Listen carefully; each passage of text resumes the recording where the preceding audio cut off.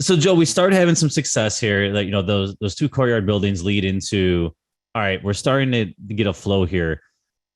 Let's talk about, like, did you start having a focus on certain areas, right? Like at some point you get to a position where it's like, all right, this is my bread and butter, and whether it be building type, location. How did that evolve, and what is that for you? Like, what is the Joe 𝗲𝗏𝗁 special? Yeah. So it started with a tighter, I mentioned Jefferson Park being, obviously a pretty broad area, but it started with that as a really, really laser focus, that area. Like when it's probably gonna be a little bit of a tangent, but go for it. When I sold the 66 unit building or portfolio, it gave me credibility with a guy who had 135 unit portfolio, 6 buildings, same market, Portage Park.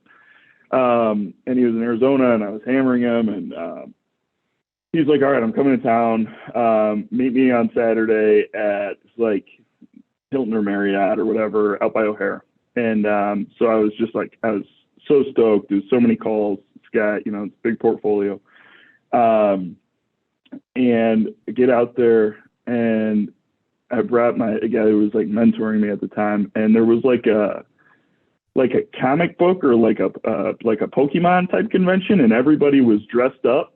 It was a scene like I'm like swarming the lobby. So they're like, I don't know what exactly they were there for, but everybody was dressed up, and I'm like, and I call him, I'm like, where are you? He's like, I'm by the elevator. And I'm like, I said to my mentor, Jamie, I'm like, I didn't take this guy for somebody like who'd be into this stuff, but he says he's like right around here somewhere. And we looked for him for like half an hour, and it was just a shit show. And sorry, it was just like hectic in there. And call him back. I'm like, Mike, I don't see you anywhere, man. And he's like, I'm by the elevators. I'm like, at the I forget the specific hotel, Marriott, Hilton, whatever.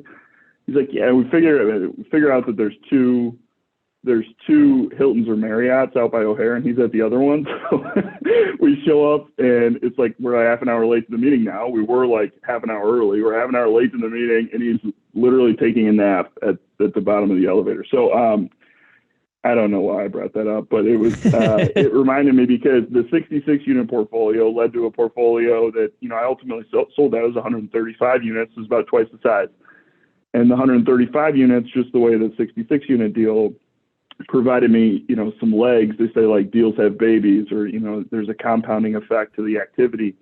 It was the same case. So, it kind of opened up a broader area for me to call in. And I think a mistake that too many people make at the beginning is kind of chasing deals as opposed to having a focus and a niche. I mean, Chicago is a big market, and there's a lot of really good people who are in real estate in Chicago, really smart and really active. So I very much believe in having a niche and sticking to it. And that means sometimes bringing in somebody on a deal, and, it looks like a delusion of fee that, means a lot of money, but it also provides the ability to stay focused on what my focus is at that time. And my focus is still selling middle market size apartment buildings in Chicago. A huge percentage of my business is in the city, probably 85-ish, 80% of it, something like that. It's on the north side of the city.